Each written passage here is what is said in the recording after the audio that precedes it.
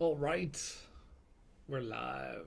Hey, everybody, it's Friday afternoon, or whenever it is when you're watching this. I'm Peter Vaughn from Cardboard Alchemy, and this is another chat that we have on Facebook or YouTube or wherever you're seeing this. This is our work in progress Friday video series. Basically, I want a conversation with what does it take to make games? What goes into Andromeda's Edge or Flamecraft or all the different things behind the scenes of game making I find fascinating. I thought maybe some other people would find fascinating. And in addition to that, I also want to answer questions that anyone has about any of the games that Cardboard Alchemy makes, or about the process of manufacturing, about the process of fulfillment, and about how the game gets from the conception, from the designer's idea to your table. And we're just going to have fun doing that. Thank you for noticing my Funganar shirt. Axel is in the chat saying that it's a nice team shirt. Basically, one of the fun things is that we have these shirts that we made to go to conventions.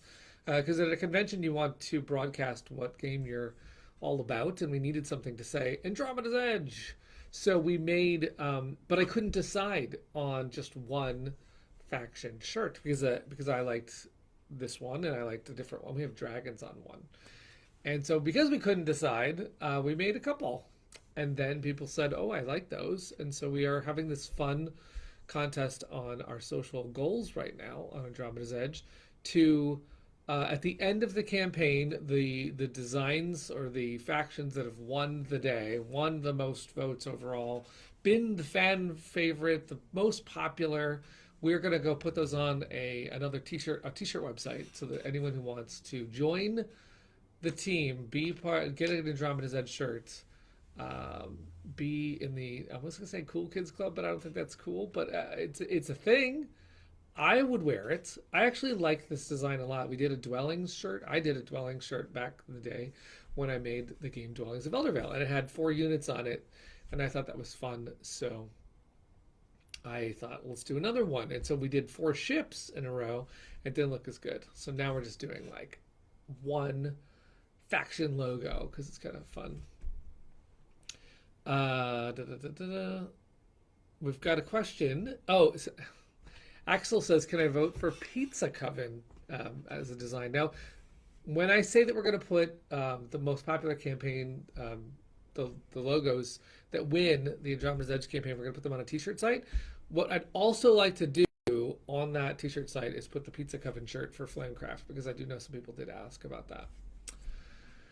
But we'll just have to we'll have to get there. I would love to. I'm talking to Sandara about some t-shirt sites she's used because she has done this before, and I think if we could just find one that's easy, people can get a good deal. I don't want to. I want to make sure it's not too much and everything.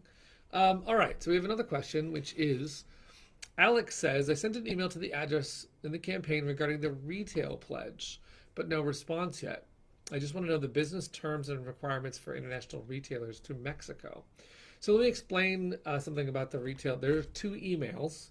One is to a Cardboard Alchemy email address, and generally speaking, we get to those within the day or really reasonably soon. I do know that because we have someone answering those while the campaign's live. There's another email that's for Lucky Duck, and I have no idea if they're looking at that email yet.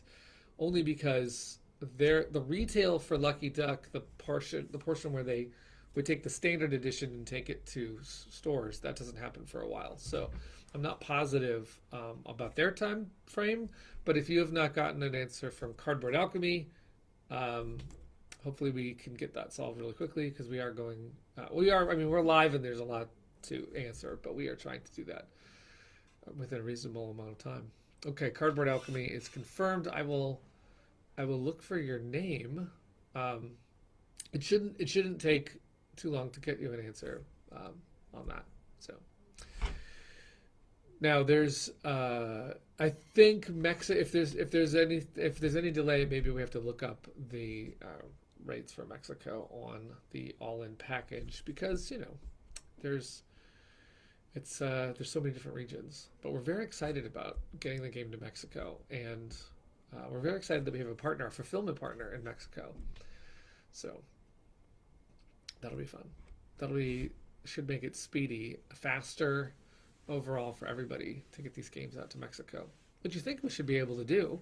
But it is a tricky thing that publishers deal with because the product comes over and then gets stuck in the United States and doesn't has a hard time crossing the Canadian border as well. So let's see if I have any topics that I want to talk about today.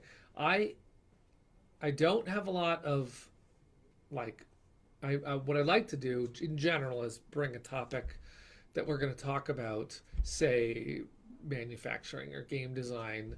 I don't have a lot of those topics for while I'm live in a campaign, and the reason is because there is so much to do in running a campaign that my brain is all over the place.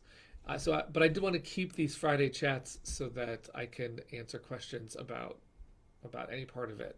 So I apologize that I don't have the like a dedicated topic, because right now what the topic is, at least for us, is running Andromeda's Edge through February 23rd and making sure that everyone in the world finds out about it. So if you have just found out about it, you need to go check it out. See, that's what I got to do for the next couple days, is just focus on sharing Andromeda's Edge, because it is our brand new game, and as a brand new game that we've been working on for 2 years, it is having its moment to say, well, how much should this game get made?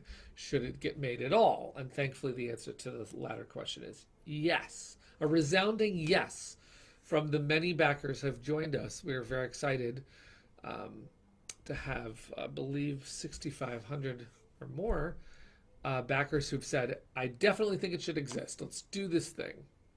And so that is our stage right now, is seeing how many more people want to come on board, because the lifespan of any board game is greatly enhanced when you know how many people are interested.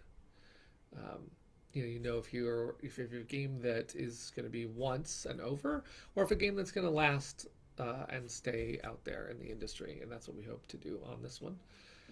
So our crowdfunding stage right now is it's a blitz of information, and I have so many things to share on the crowdfunding page.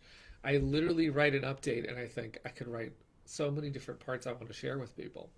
When you're making a game, you want to convey all of the different parts of the game to someone, but you also want to find out what is it that they want. Is it someone who wants to know, is it good at 2-player? Is it someone who wants to know, is it good at 1-player? Is it someone who wants to know, is it long? Is it someone who's excited if it's short? Is it someone who's excited if it's easy to how to play with someone new, or play with someone if they don't speak the same language and they only know a little English? There's actually a lot to presenting the game for every audience group that could like it. Hi, Katya's here. It's very nice to see you. I actually just played the game with Katya on the Full 42 stream on Monday, and the links of that are on the Andromeda's Edge page. We played the game, and I believe Katya would have taken me out if it had gone on a moment longer. So I quickly ended it so that she couldn't take me out of the game. But we had a fun time. A blast playing the game. But to my earlier thought of, it is hard to present what everyone wants out of a game. That is so funny, because someone made a video this week about whether or not you should back Andromeda's Edge, and the reasons that they listed in that video were actually reasons that would make me interested. They were using them as reasons that they would say, oh, this you possibly don't want it because of this.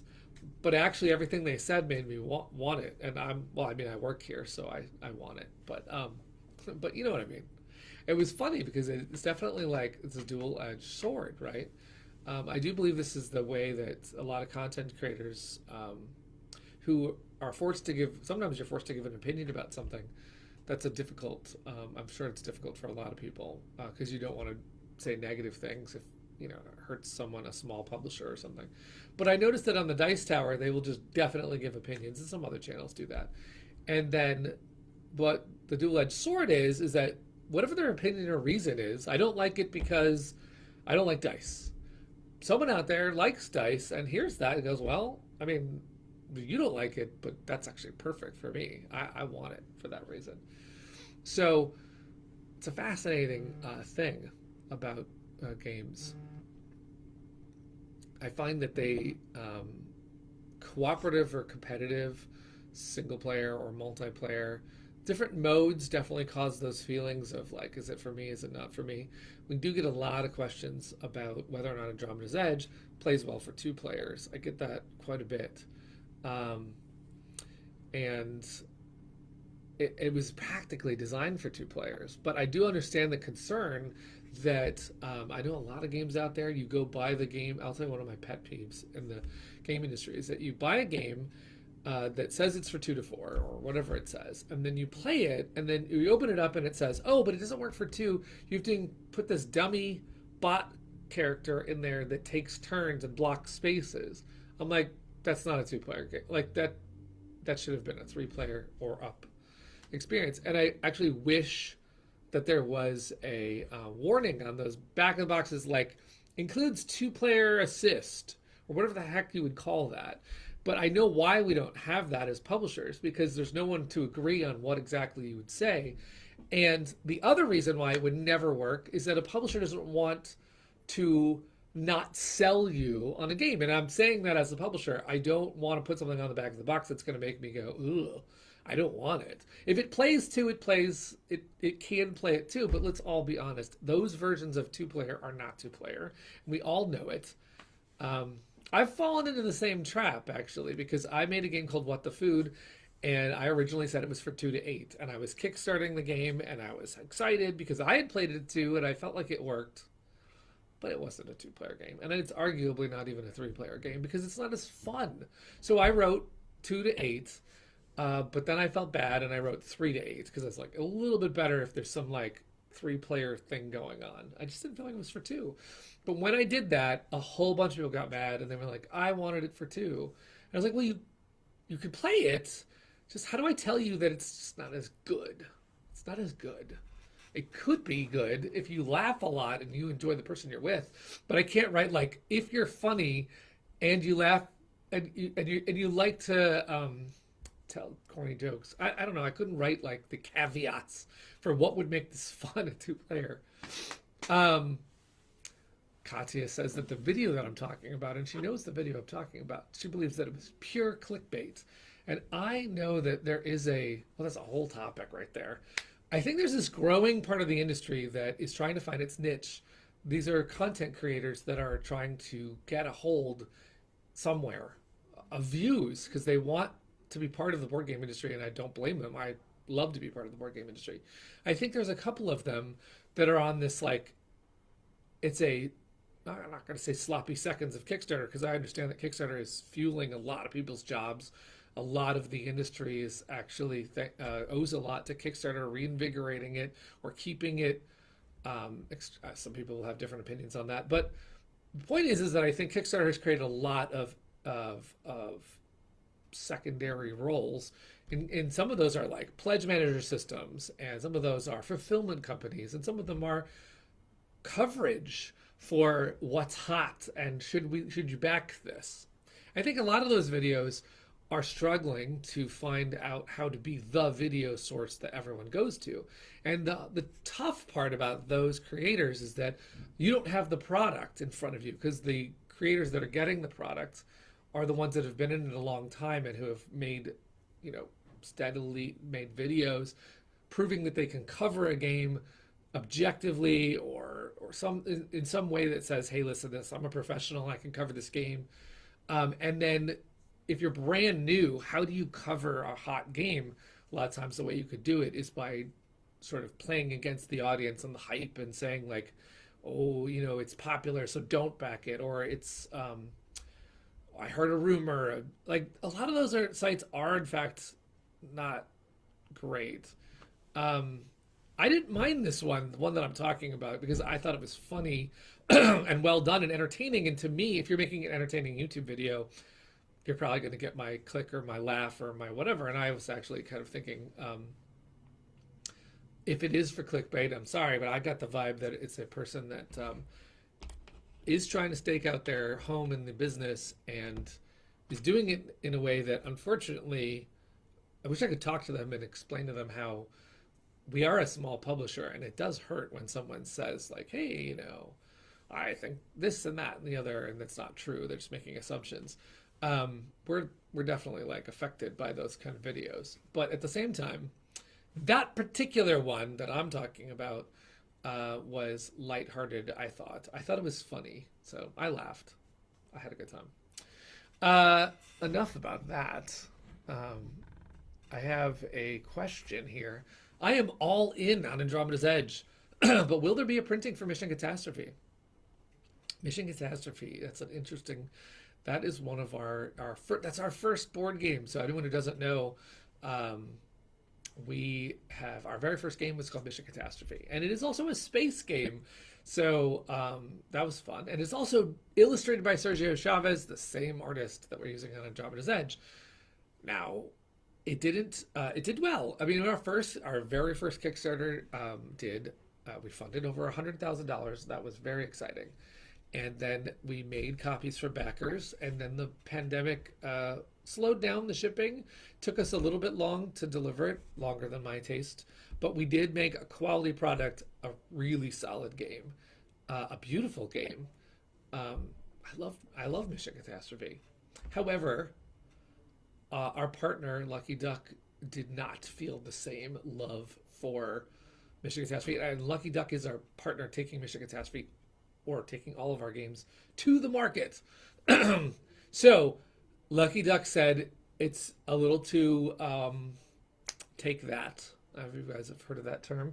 It's a little too vicious for our taste. And I actually think that it is a little, Mission Catastrophe is a little cutthroat. But it's short, it's fast, it's snappy, it's fun and lighthearted. It's got like tons of rolls and tons of powers and goofy rooms and modularity, and I think it's great. And I think, sure, it's got some, I play that card and I zing and I zap and I head out to space first. But that's the kind of game it is, right? And it's got so many modes. You could play like 2v2, v2, or 3v3, or solo, or cooperative. I mean, it's great. But here's the problem.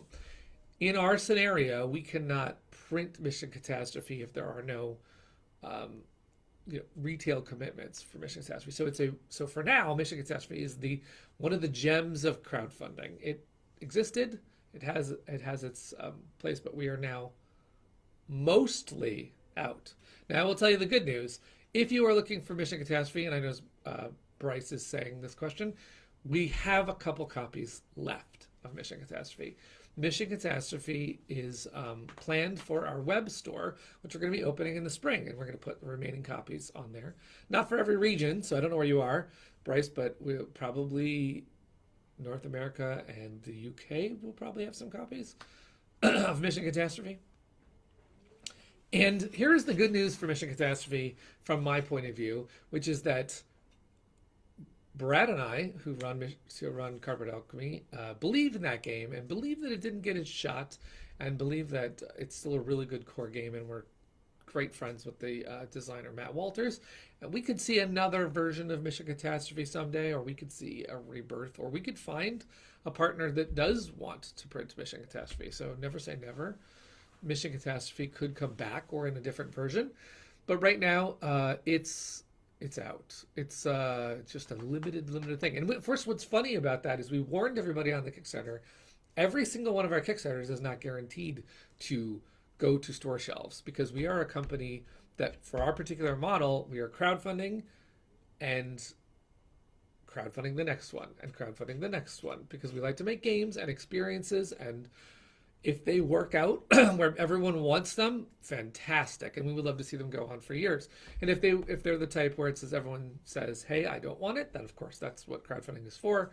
You don't make it, then you say, okay, we heard you. The audience does not want it. Sometimes the audience doesn't want it enough for it to live on, and sometimes the audience does want it enough to live on.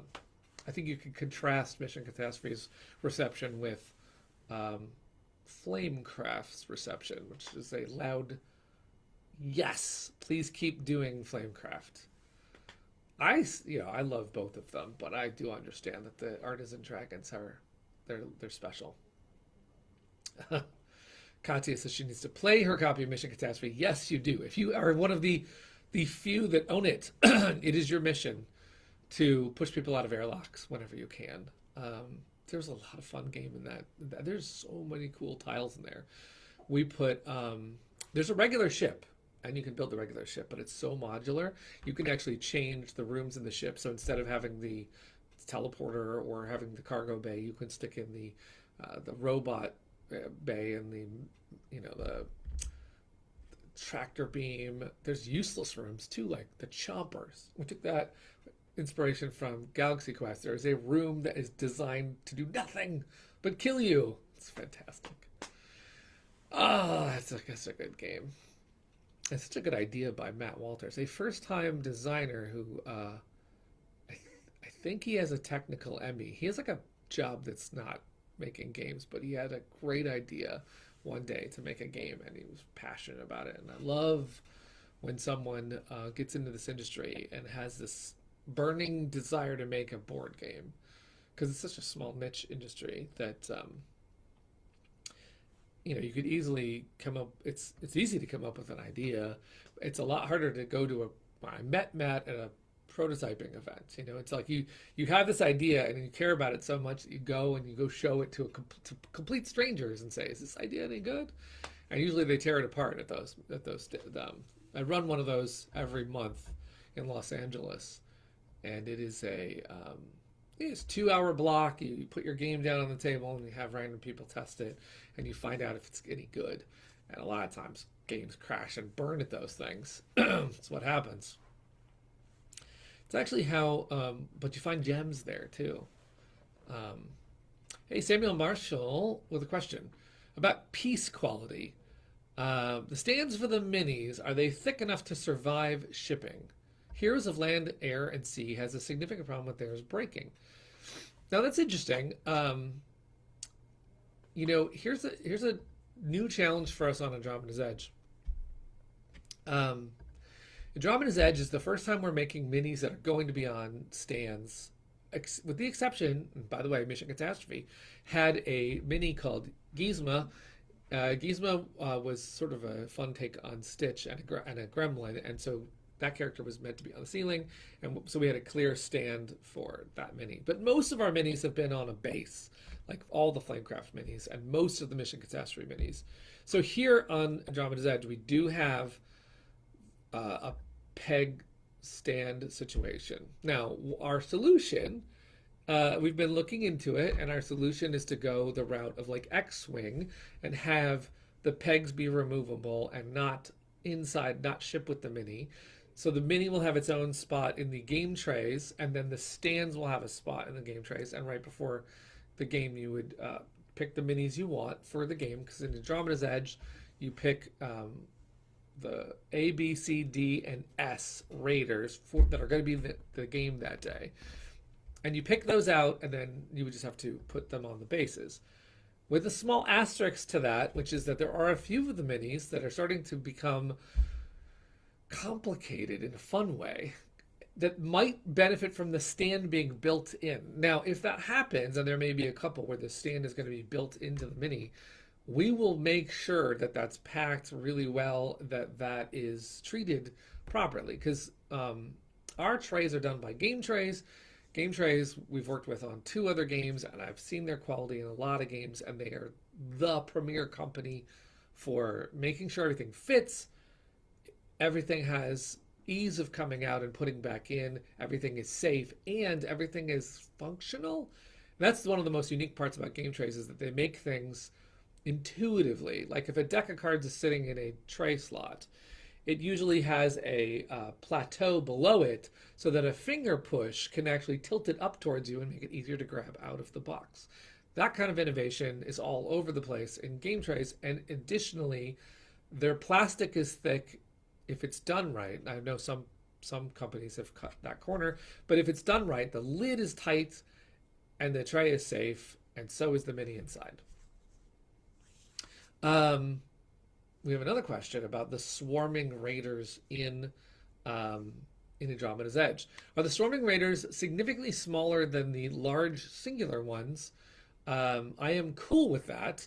The hexes are going to get crowded at 2 player. Now, actually, do I have? So if I have something, so this is these are prototypes, but like this is a Vorticon Striker. It's on a stand, and this is a medium size. I mean, I have a medium size saucer here, so you can see that they're about they're the swarmers can actually hold their own, but we're going to make it so that enough stands are included that you could put the swarmers on 1 or 2 stands and kind of like bunch them next to each other. Do I have another one around here? I don't know if I do.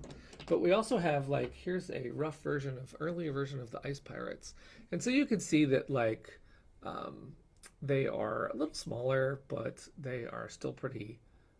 They hold their own.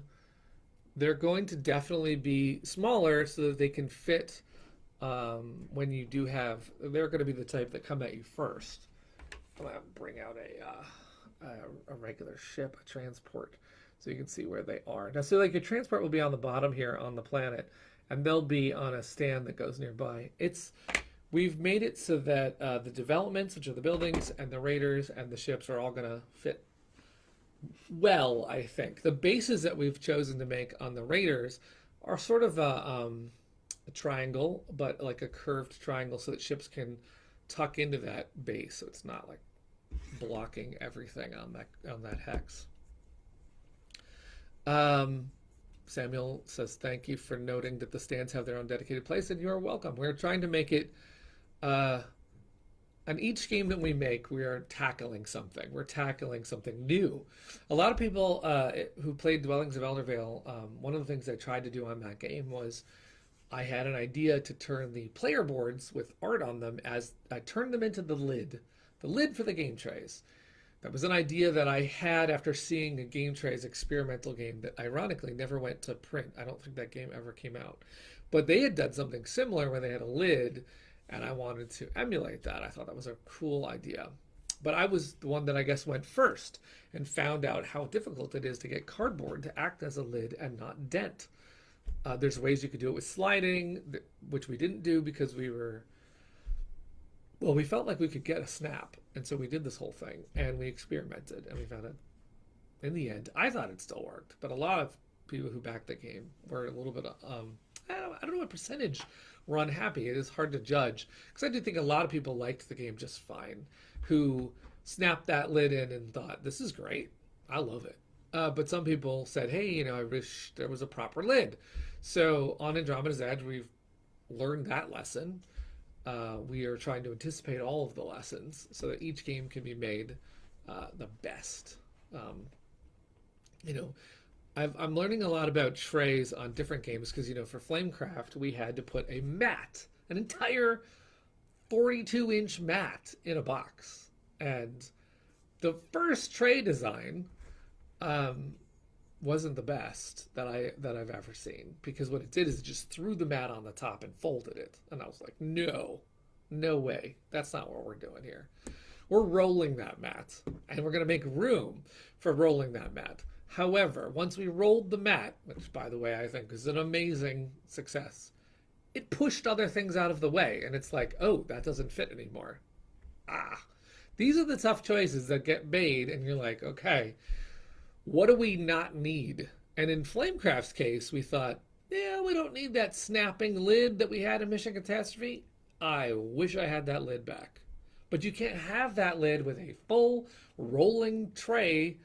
It's this whole thing where it's like, what's the compromise? What are you going to give and take? But as we go, I'm going to get better and better at getting all the things. I want that snap lid every time, and I want things not to move. I was so excited by Mission Catastrophe, nothing moved. It's like the only time I've ever made a game where nothing moved. When you turn it, the vertical test, oh my gosh.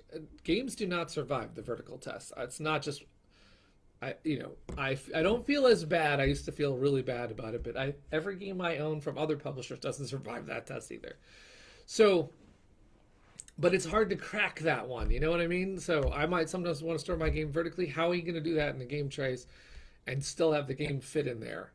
And another particular difficult one is how are you going to have sleeves fit in there, which create double the amount of space that you need. And Andromeda's Edge is going to be an interesting one because there's so many cards and so many sleeves. possible, right? You don't have to use sleeves, and therefore it has to accommodate both. It's a Jenga puzzle. It's a very fun Jenga puzzle, actually, but it's a Jenga puzzle. And on Dwellings of Eldervale, it took lots of organizing and trying and moving and making sure that the functionality was there as the same time as the quality was there.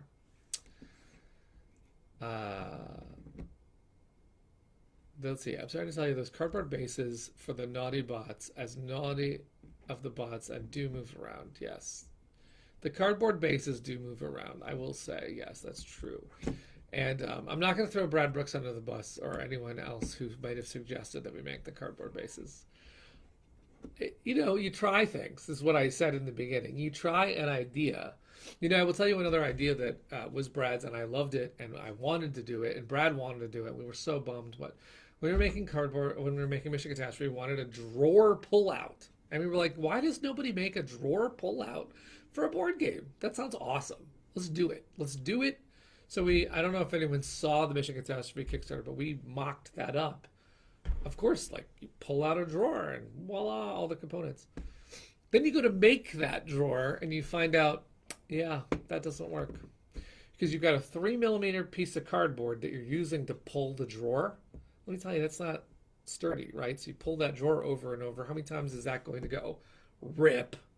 Well, apparently, it was pretty obvious right away, and I had to get rid of that sliding drawer, but it was a really good idea. And I know there's one other game that did one, Pantone, by my friend Scott Rogers, made by can't remember the name of the company that made Pantone, but I know the designer. That's all that matters, right? Because who needs publishers these days? But anyway, so Scott makes Pantone, and I'm sure he's not necessarily responsible for the drawer system that's in Pantone, but you pull out a nice drawer and it's all the colors. It's great. Now, how does it work for Pantone and it didn't work for Mission Catastrophe?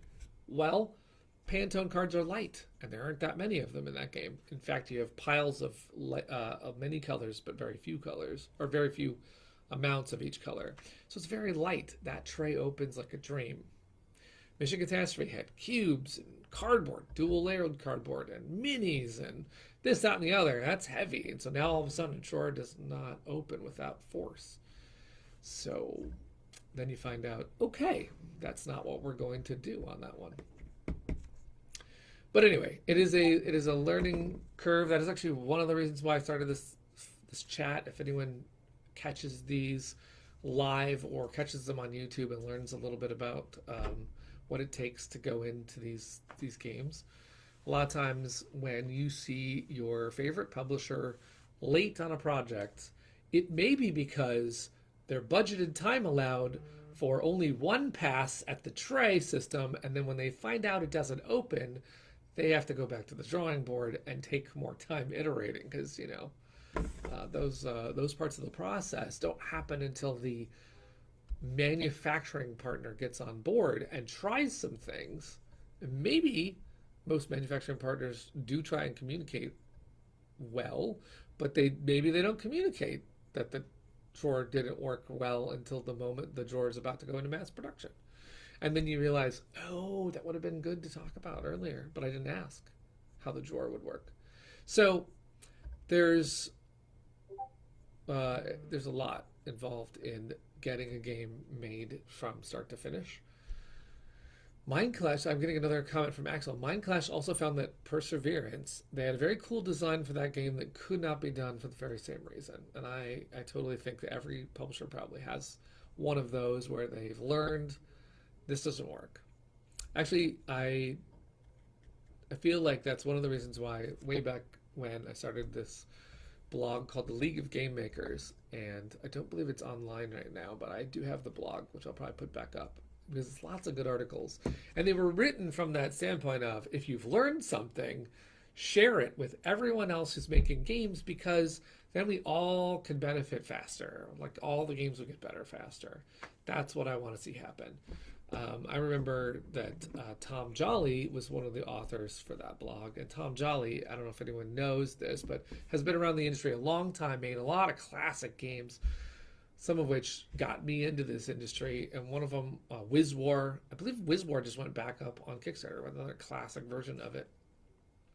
Tom Jolly told stories that are like, wow, I can't believe that happened to you. Like his game was lost, in legal battle for 10 years, or he had to make game components before there were companies that made prototypes. I mean, like these days we have it easy, and Tom's like making stuff in his garage and trying to sell it to a publisher without the internet, So Tom's stories about how games get made are really good lessons about how to interact with the publisher and what to expect as a designer. Those are really good. The League was excellent for game designers.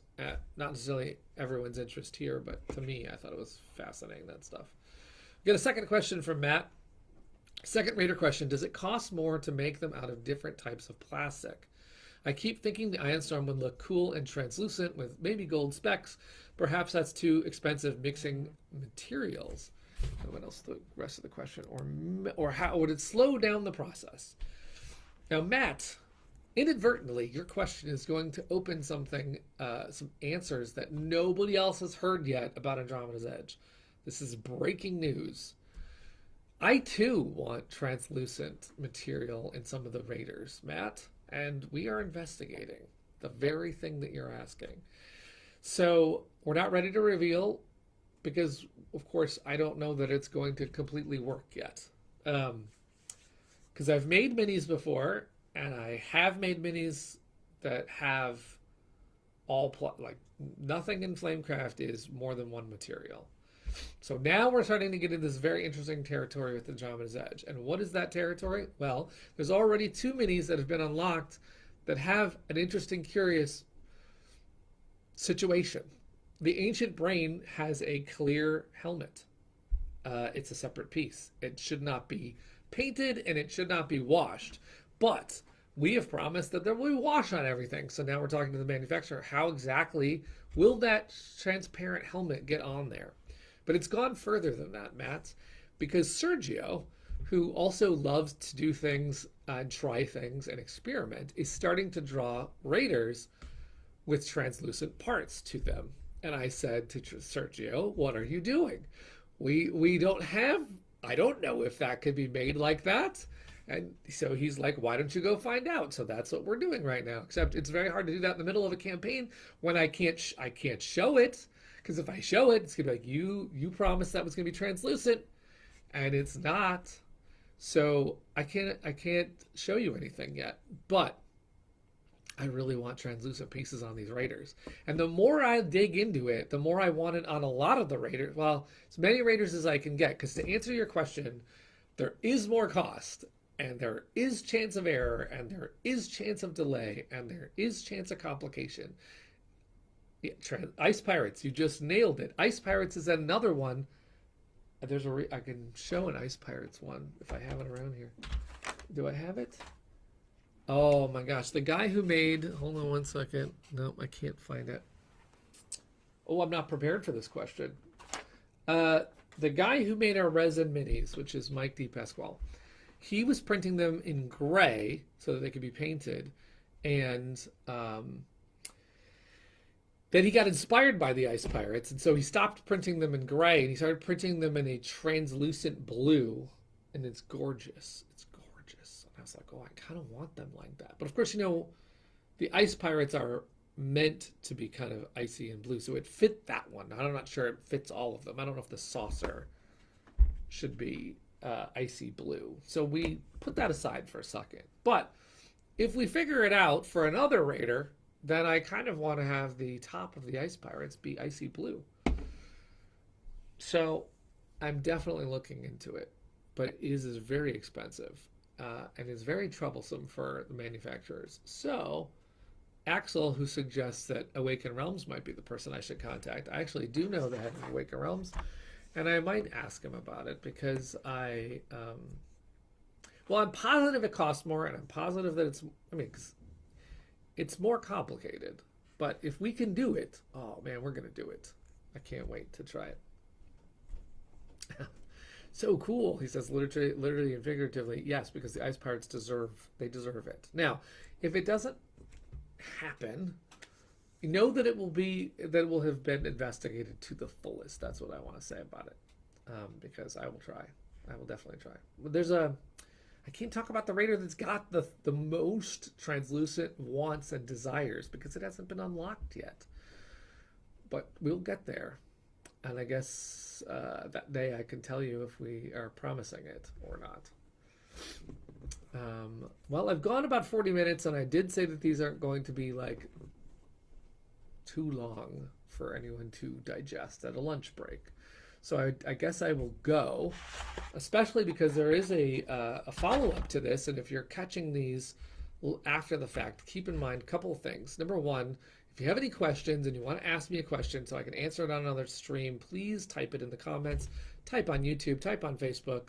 But secondly, if you ever want to join us, the other thing that I do is that after Facebook, I go on to Discord for another chat where we just kind of open it up to audience members that want to chat in our Discord. We have about 7,000 people in our Discord that are here for different games, and so we'll just chat a little bit off Facebook, and I'm happy to turn the microphone over to some other people. So that's the two different things we do. We record this one, ask official questions here, so if you want to get something answered and you're going to check our Facebook, or these are later posted to YouTube, so that you can see so that you too can find out that we're considering translucency, but shh, don't tell anyone. That's what I wanted to let you know. There's this avenue, there's our YouTube, ask anything you want. Also, you can join us in Discord. So I'm going to wrap it up so that I can go into Discord now. But Axel says, having close to 7,000 games to be printed, which is, I guess our backer count is getting up there, has to help stretch the limits of production a little bit further, and the answer to that is yes, it does. For Flamecraft, we have 30,000 backers, and when you have 30,000 backers, then all of a sudden you're ordering 30,000 pins, because in our case we were giving everyone a pin. So then it does afford you the chance to say to the pin manufacturer, well, let's try something new here. You are only going to have one backing, I forget what they call that, clasp, and now let's have two, because I think we deserve it. We're printing 30,000 of them. And you can actually have conversations about, the plush manufacturer had never made a little dragon before either, and we had rules about, at first they did it the way they normally make plush, and we didn't like that our dragons looked not like our dragons. And so you do have, when you're ordering bigger numbers, the chance to experiment. So I hope that means that for Andromeda's Edge, what I'd really like to do with Andromeda's Edge is that by the end of the campaign, I want to make very unique minis. I don't think I've represented them really well on the page yet, but they're all huge. I mean, I just showed a couple that aren't huge, but I mean, what I mean by that is, in general, the minis of Andromeda's Edge are around 50 millimeters tall, and that is the size that was used in Blood Rage, and that is the size that was used in Dwellings of Eldervale, and it is not the common size used in a lot of board games. A lot of times another board game was, I have 45 miniatures, but they're all tiny, tiny miniatures, where they're like, the wargaming ones have, I think 28 millimeters high is a standard, unit. But when you go 50 millimeters, that's a serious bunch of plastic. And I wish I could share that enough, that this is a big deal. This is bigger than the Flamecraft dragons in size. A lot of these things. Actually, the Flamecraft dragons we made it about. I take that back. Flamecraft was pretty big. The Minotaur and the Shapeshifter in Dwellings are like the size that you normally see minis in. And the Kraken, which Matt points out, the Kraken, which was announced today, is going to be massive. The Mortality Sphere is going to be massive. The Ion Storm is going to be massive. I can't wait to see these things on the table. We do have an Ion Storm in the office floating around somewhere, but we haven't yet printed a Kraken. I can't wait to print a Kraken. But yeah, we're trying to make the I was going to say monsters. They're raiders. They're not monsters, but some of them are monsters. I was trying to make them big. Oh, and Axel's pointing out that Blurb Johnson for Mission Catastrophe is small, and that's on the characters in Mission Catastrophe were meant to be like the Minotaur, the regular size. So that's what I mean by Andromeda's Edge is you go to a campaign like that and you don't know if the publisher is showing you. I mean, it's hard to represent this. So one of the things we're going to do on Andromeda's Edge is we're going to do a size chart. I love those size charts, right? And they're going to show you what the size of all the raiders is as they go big. So that we can show you just how big the mortality sphere is going to be. I think that is the only one that will take so much space on the hex that you might have to stack the ships on it because it's going to be insane. But the rest are normal. I say normal, but I say it's like Dwellings of Elder, well, normal, which is a pretty decent mini. So I got someone who's chiming in. I'm sorry, I did say I was going to go, but I just love when people chime in. Lori says, congratulations on the Kickstarter. Thank you. Although we're not on Kickstarter, we're on GameFound, but I still know what you meant. Of course, I appreciate that very much. And Magnus says, so happy that this campaign is successful. Dwellings is fantastic, and this will probably be even closer to my dream game. Thank you for saying that. Dwellings was my dream game, and I still love Dwellings. But of course, every game that I get to touch and create and stuff becomes a dream game. And this one is quickly overtaking Dwellings for lots of reasons for me. But anyway, Magnus also adds translucent parts would be the icing on the cake. With actually a really cool UFO in his emoji. I agree. If we could get translucent parts, especially on the minis that I'm talking about, which I cannot share yet. Wow, just wow. There are two boss mini. There's two particular ones that I cannot wait to share with you because they'll be epic. And they'll be epic if they don't have translucency, I swear. But they will be, yes. If we go down that road, oh my goodness, the pictures of space battles against these things. Matt says, I did wonder if the Kraken is biological or techno-organic, manned or sentient.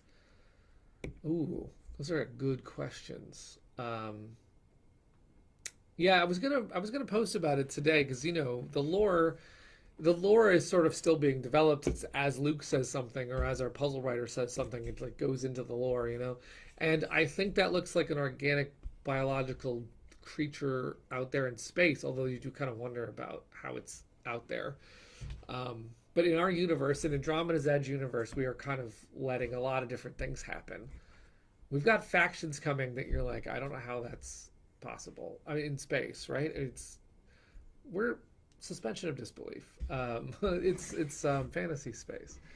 Lori says, I'm in love with Flamecraft, and it was the reputation that got me to back it. So thank you very much for that.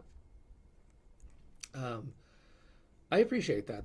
I think that the greatest part to me about doing this campaign has been the trust that if we want to try something, if we want to experiment, that it's not going to be, oh, I don't know if it's going to get delivered. Oh, I don't know if it's going to be quality. Oh, I don't know if the game's going to be fun. Because if I could just get those things to be solidified as Cardboard Alchemy, and we always have our money back guarantee. In case I'm wrong, in case you play it and you're like, I don't know what you're talking about. This thing is terrible. I've backed some Kickstarter. I'm a super backer. I guess that label means nothing, but I back a lot of games, and I get a lot of them, and I'm like, yeah, I don't know what they were thinking about this. It looked cool, but this isn't baked. We're baking the cookies all the way. We're not doing it otherwise. So what I'm excited about is that Flamecraft delivered, and then people luckily then have a point to compare and say, well, man, that game had trays in it, and we were taken care of. Now it had one little bumpy fulfillment part at the end, which I didn't, because we had 30,000 people. It took like a long time to send 30,000 packages. But we got actually a solution for that on the next one. Axel says, being a good person comes with its perks, Peter. And you and Brad not only deserve it. Thank you. Thoroughly earned it. That's very nice of you. Axel, who's been around since our first Kickstarter went out there, where we offered coasters and game trays. That's very nice of you to say that. I love this industry. I love making games so much. It's what I want to do. So I can't wait to share them all with everybody. I just played, I'll say this at the end of the stream. I just played the latest version of Manny's Next Chapter in Artisan Dragons. I mean, it is really good. Oh my goodness.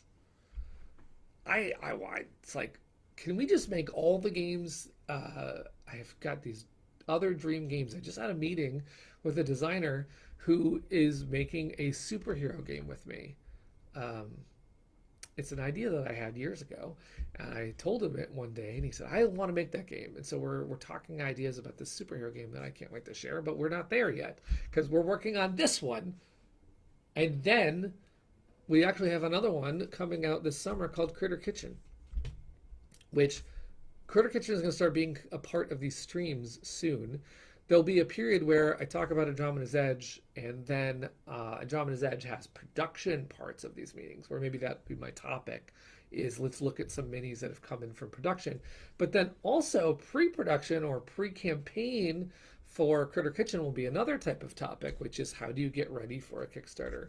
So when I am not running Andromeda's Edge, I will go away and plan out some different topics, so that every time you come into one of these chats, you get another angle, another topic, another way into making games. Oh, that's nice. Everyone's very nice in this chat. You know, being nice in the chat will get you more chats, I suppose, if that's what you want.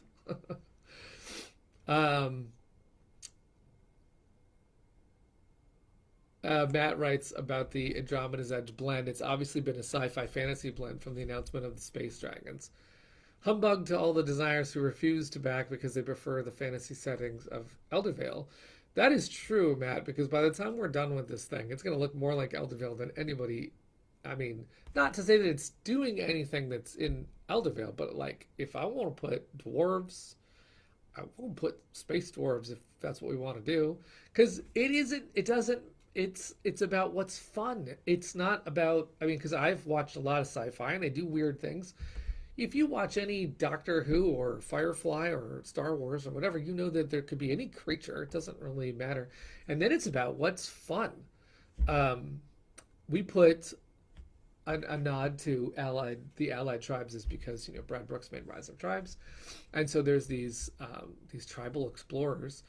And of course they've got like a Sabercat ship, and they're cruising along. They've got to have the protection against the space elements. You can see they're currently in, they've got to have spacesuit or protection. And then there's other factions that are just breathing the space air, like, you know, who knows. We haven't revealed all of them yet, but there is a bunch of interesting things coming.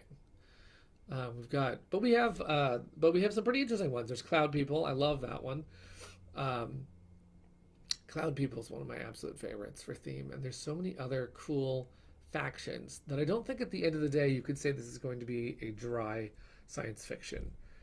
Not that you're going to say that's going to be a wet science. I don't know what the opposite of the dry is, but you know what I mean. When there's a game that it's like technical, and this, nothing against those games. I actually want to play those sometimes, but I don't want to make those. So Cardboard Alchemy feels like it's art. I think there's fantasy is going to get swirled into every little thing, because magic is a topic I happen to love. So I mean, you know, I'm a big Lord of the Rings fan. That's why I made Dwellings, and if it sneaks in a little bit, what are you going to do? I think that was the day that we announced the Space Wizards, the faction of wizards that can travel through portals to go through space. I mean, if you watch the MCU, you know that there's like, all right, there's wizards, obviously. Anything's possible in sci-fi. Hard versus soft sci-fi. I don't know if it's hard or what, but there is definitely... It's interesting. I actually worried that I would let people down when I was writing the updates. I know I'm going almost an hour here, but forgive me. I have to tell this story. So I was writing the updates, and I said, you know, I don't know as much sci-fi as the folks that might back this game. And so I don't know that I watch a lot of sci-fi, but I don't know that I'll I'll know every last detail. And as I've written the updates, I have been corrected on details. And I also know that I'm writing it as I'm trying to have fun, and I'll write about whatever topic. And I wrote about the Kraken today, and I know that I'm not doing it like I'm not writing them in the most sci-fi sounding language either. So I know that I've possibly disappointed someone and said, "Oh, I really wish they were going to get into telling a deep, interesting sci-fi." You know, like all of the and everything that goes with that. But you know what I think is fresh about it? There are a lot of games that do that. There are a lot of sci-fis made every year. You know, the year that we came out with Mission Catastrophe, the day that we launched Mission Catastrophe on Kickstarter, there were 4 science fiction games going up the same day. How do you pick? There's so much sci-fi out there. That is why I'm, sometimes I see it and go like, oh, there's so much sci-fi out there. But there is going to be no game like Andromeda's Edge. There's going to be nothing that has cloud people and dragons and mechs and all the stuff mashed into that same universe. Now Luke has an interview coming up that we're going to show on Monday that he talks about how in Dwellings we stayed true to fantasy. We didn't violate it with like guns, or there's like some fantasy violates it. We stayed true to fantasy, but then he notes that in Andromeda's Edge we are not staying true. I guess we've broken the wall, the seal. I don't know, so we can't put it back. Sorry, everybody. Putting the fiction in science fiction. I like it. I like it, Magnus. Thank you. And then with that, I'm going to end this chat and say thank you to everyone who joined me for a chat.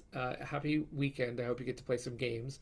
I'm actually going to play a game tonight of 2v2 Andromeda's Edge, and I hope to film one of those so everyone else can see how awesome 2v2 mode is, because you have one person at the table who's not trying to kill you. So that's a lot of fun. And I will catch you again for another chat. If you want to go to our Discord, I'm sure the link is on our channel, on our Facebook, or you could ask on our Andromeda's Edge Facebook group. But I'll see you over there, and if not, I'll catch you again. Thanks a lot. Happy weekend. All right.